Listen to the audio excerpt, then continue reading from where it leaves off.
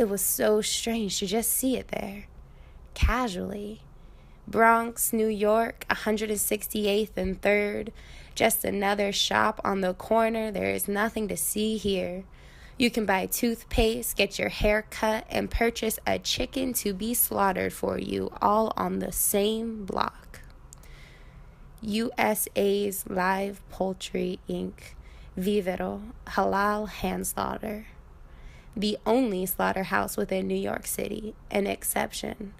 No rural fields, impoverished communities, or toxic waterways between you and the public. There you stand in proximity to dog groomers, pet parakeets, and a chicken eating feed out of a child's hand at a petting zoo. You are a glitch in this paradox, masked by yellow paint and cartoon images. Barriers of distance and concealment are pricked by your presence. The privilege to remain numb is threatened by your existence. You are a fish out of water, displaced from the depths where you spawned and the sharks that bred you. You are a tadpole representing an ocean. No kill floors, conveyor belts, or electric prongs. You are hardly a relative to mass slaughter. Box on box, these crates cultivate flesh and reproductive properties. A glimpse inside transforms information into reality, numbers into lives. It broke the levees behind my eyes, forcing me out of any societal disguise. I stood there broken in the shallows. That's when the figure in all white emerged from the back room. Wearing a smug smile and apron, he stiffened every spine in proximity. His eyes took the liberty to fragment me for their own consumption. I looked back at those whose lives felt threatened at his presence. Empathy speaks a tongue of perfect essence.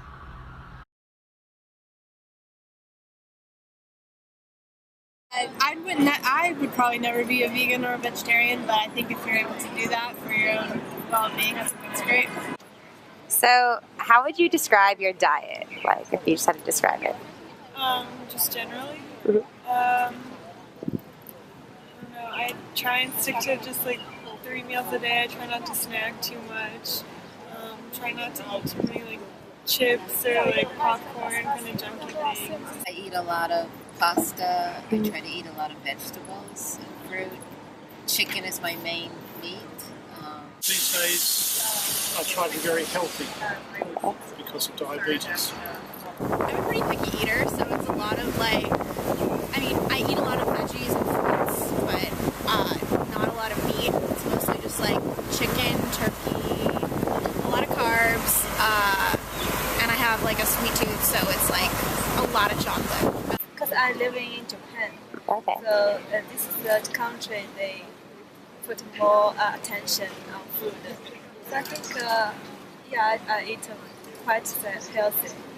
I was a vegetarian for about 15 years, and then I stopped because I wasn't getting enough iron in my diet, and so I needed to I wasn't taking the time to make that happen with the vegetarian diet. So I started eating meat again. I pretty much eat just about everything except I have nut allergies, so I don't do that.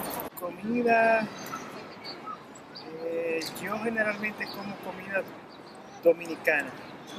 O sea, no es un plato de los que comúnmente se consumen aquí. Arroz, habichuela, carne, ensalada.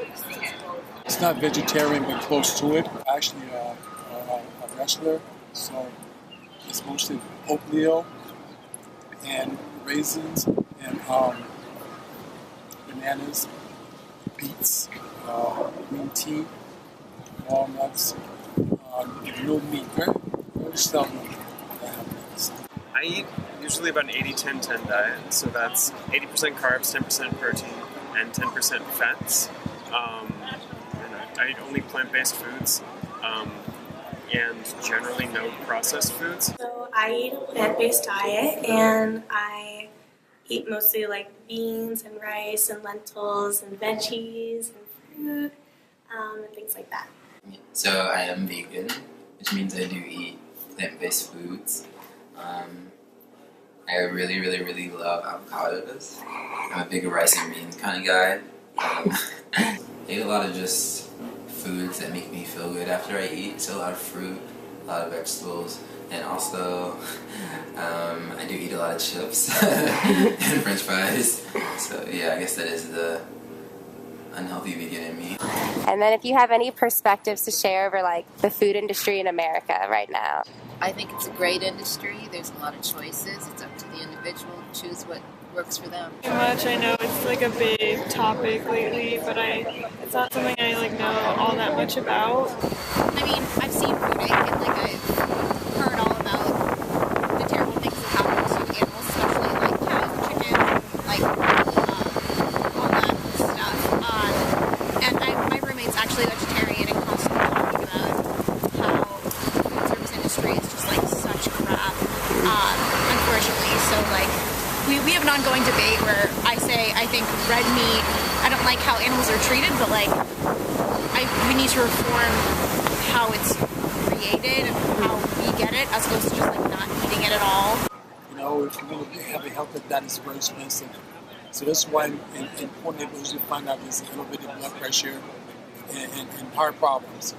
You know, that's the problem that I have. I was just hoping everybody could eat quality, good food, more vegetables and more fruits. Well, for me, I went vegan just for the ethical aspects, and then when I learned after I became vegan about the environmental aspects, and then even in the last few months about the racial aspects that go into it and the working conditions, I think that these are all things that we really need to consider as well. Also the health, I had no idea about any of these things, and so I think that once you go vegan for ethical reasons or for whatever reason that you do, it's important to look at it from a expansive viewpoint, because being vegan tackles most every single system of oppression. So to actually look into all of those and be educated on them so that you can speak to them, I think is a really important facet of veganism. This is where I turn into a dick. It's really, there's a lot of questions around climate change that are simply dealt with if people on a large scale just change their diets. And I think that the American food system gets exported around the world in a way that's absolutely disgusting. So if you go to Sri Lanka, you'll find in a lot of places that soda is more readily accessible and cheaper than water. And it's absurd because then KFC becomes a status symbol, McDonald's becomes status symbols. I mean, places where if you're wealthy that you go. And so you get, which is what you have now, just this massive rate of diabetes just going up. Like everyone is pre-diabetic in the country. A ton of people have diabetes, and the goal, like what people aspire to be like, not everyone of course, because that would be just absurd and kind of racist to claim, but what the advertising industry in Sri Lanka at least makes you wish for is a whole country of just sort of fat, unthinking, diabetic, dependent people, and dependent specifically on the United States and on the benevolence of a largely white-dominated food industry in Cargill's Foods. And would you say that you find pride in your food choices, in your diet? Sure. I think it's what you put into your body is fundamentally important. Not necessarily proud of my diet. I try to eat healthy when I can, but you know, every so often you're tempted by other things. So it's okay. It's not the best as it could be. Most days, yeah. I'm happy with my diet. I find pride in my diet. I'm not sure what that means.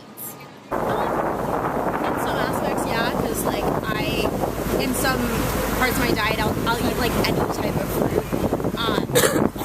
And I'm proud of the fact that like I don't drink soda. Me siento orgulloso. ¿Sí? Porque es las comidas que por cultura siempre nosotros consumimos.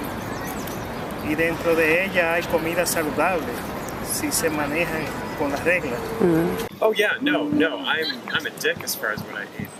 Because I'm very outspoken about it, to some degree at least. And I'm a huge fan. Proud in the sense where I'm not trying to start a country or a continent and then force everyone there to eat like I do. But I'm a fan. It makes me feel good, and I've spent a long time figuring out what makes me feel good as a person. Yeah, I find so much pride in my food choices. I'm like really proud of at the end when I go to sleep every night, like I didn't harm anyone, and I know that like I didn't contribute to anything that hurt someone else, and I can go to bed every day peaceful. So I'm proud. Yeah, I definitely do. I think that it just really makes me feel good knowing that like nothing had to die for me to eat, like, or nothing had to die for me to just enjoy my meal, and nothing had to be like stolen from its mom and then like milked and like constantly impregnated all the time. It just makes me feel good that like I'm not really doing that much harm to like the environment and to animals. And for those who have the means to make an adjustment in their diet to follow a more vegan diet, what do you think it takes for those people to make that adjustment?